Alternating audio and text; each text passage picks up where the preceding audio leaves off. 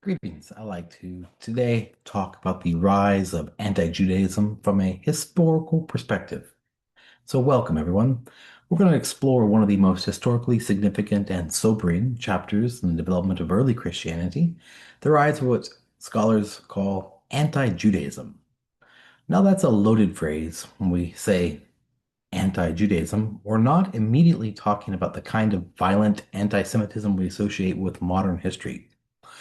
We're talking about something that began more subtly, a theological and rhetorical distancing of early Christianity from the Jewish roots from which it came from. And as we'll see, the consequences of distancing were anything but subtle. In short, today we're going to touch on questions that historians, theologians, and ethicists are still wrestling with today. So let's begin. Today we're going to look at the Catholic epistles historically, early Christian self-definition, continuity and superiority through the Epistle of the Hebrews, discontinuity and supremacy, the Epistle of Barnabas, and conclusion will end with the rise of anti-Judaism from Christianity or anti-Christian Judaism.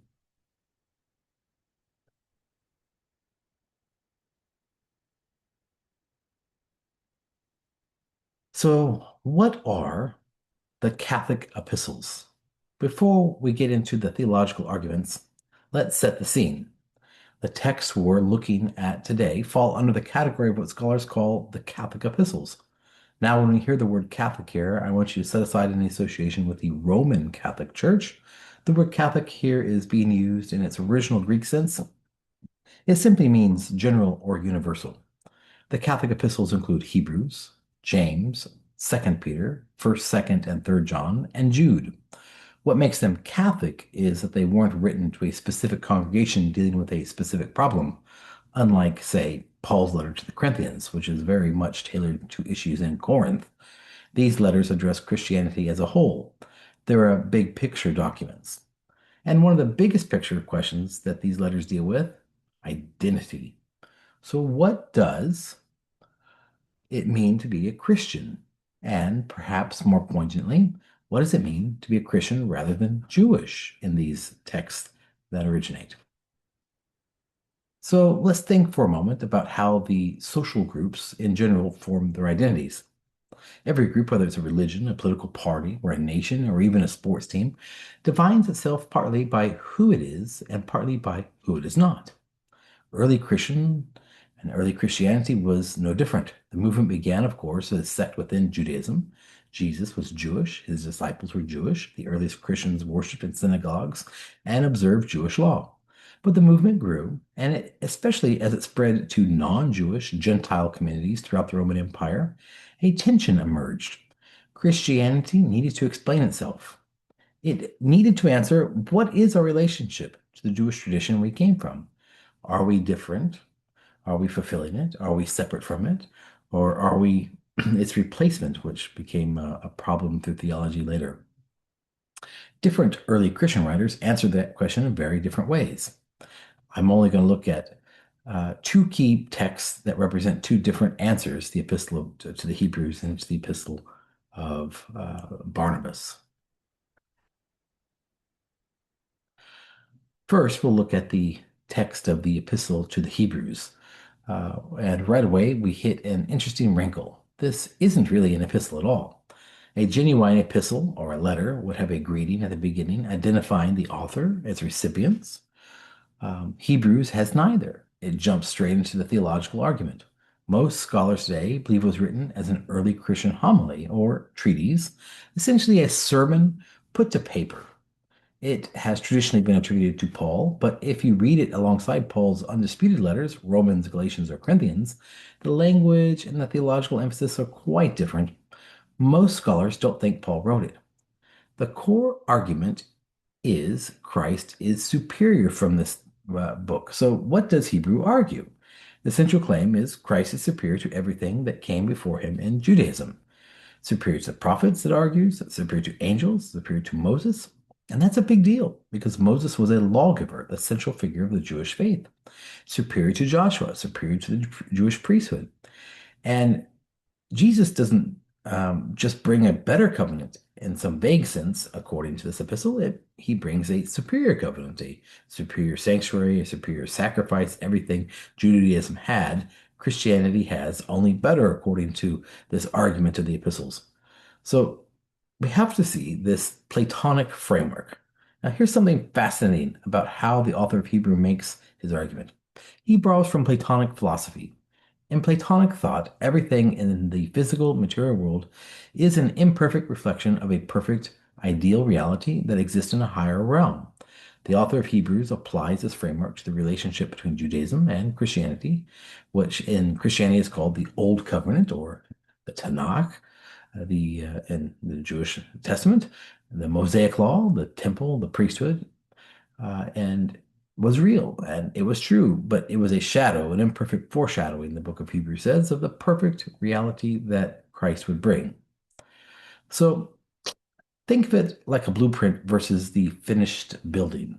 The blueprint isn't wrong or fake. It points to the thing that it will be built. But once the building is up, you don't live in the blueprint and use it. The author cites the prophet Jeremiah's prediction that God would make a new covenant with Israel, and using Israel's own scriptures to make the case that the old covenant was always meant to be superseded. So there is what we call group boundaries and exclusion. So here's where the argument takes a sharper edge. Hebrews doesn't just say Christianity is the perfection of Judaism. It says those who do not believe Jesus is the Messiah are not the true people of God. You have to let that sink in.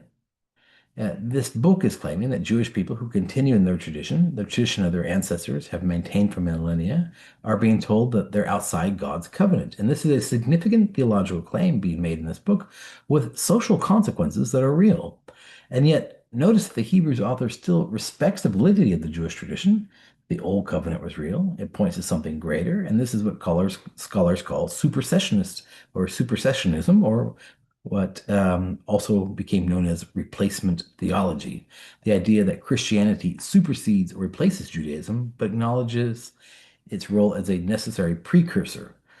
In modernity and in most modern times, it is very important to acknowledge that supersessionism and replacement theology is not appropriate, and the read into the book of Hebrews shouldn't be done that way.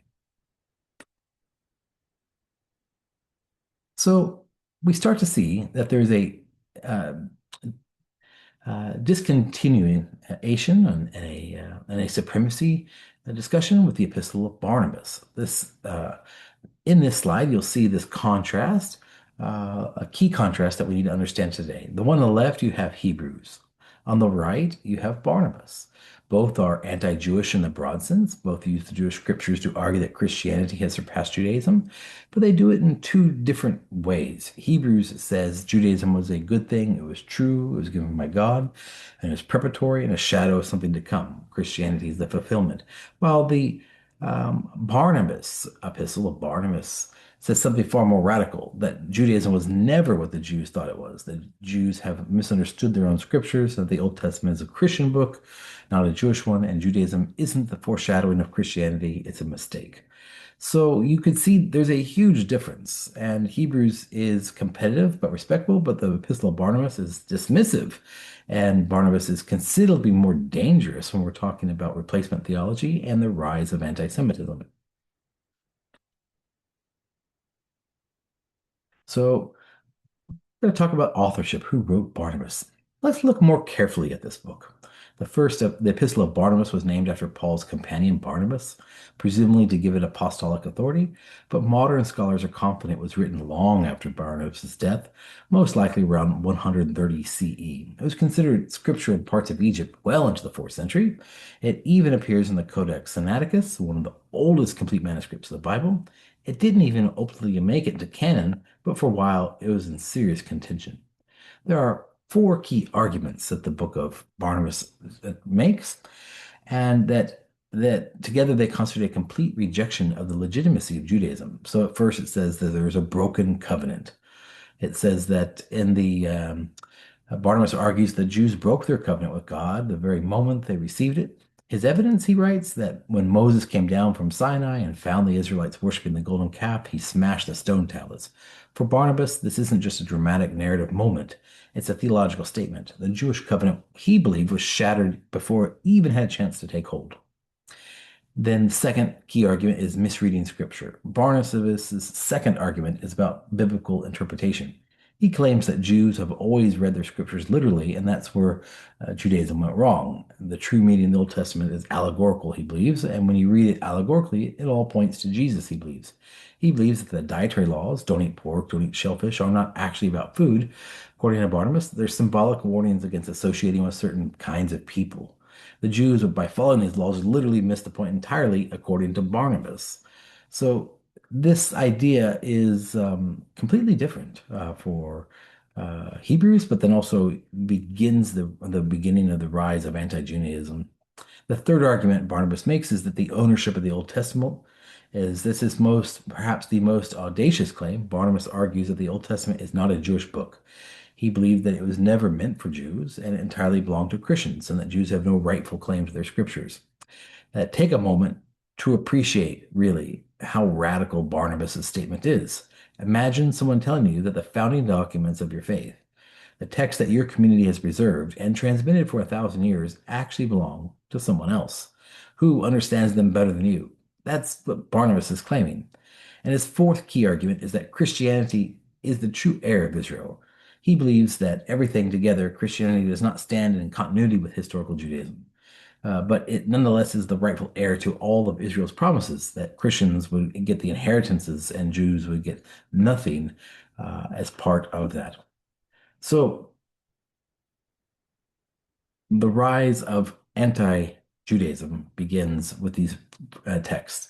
So let's take a step back and let's think about what we've seen in these two texts.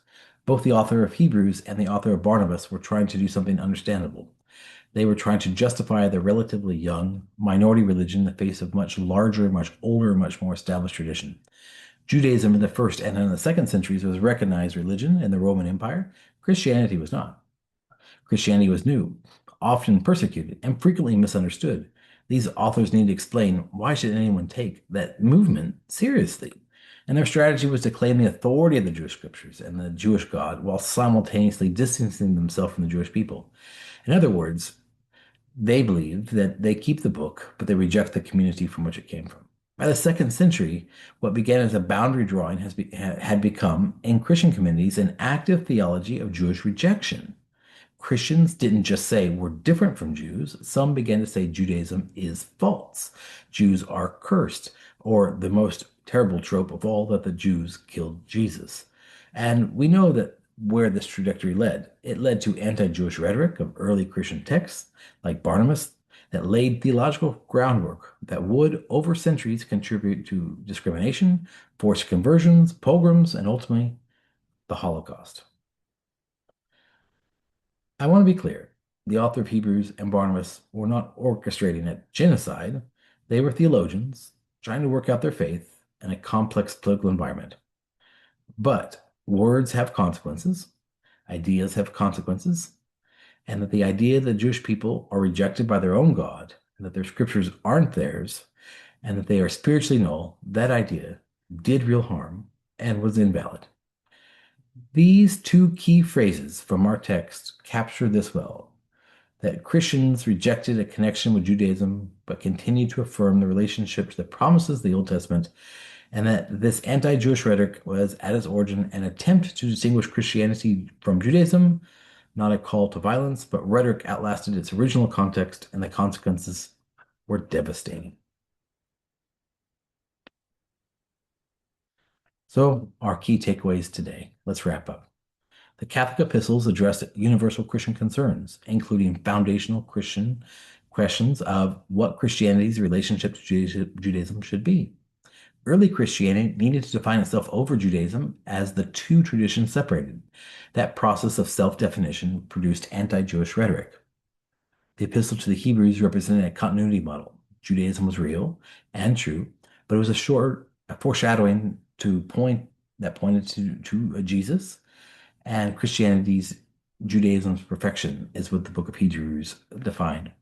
The Epistle of Barnabas represented a far more radical discontinuity model that Judaism was always false, the Jews misread their own scriptures, and the Old Testament belonged solely to Christians. With both these texts, Christianity struggles to establish identity, but the rhetoric they generated had consequences far beyond the original context. Um, I'd like to thank you for tuning in today, and I would like to just leave you with the idea that supersessionalism or replacement theology is a theology that we should reject.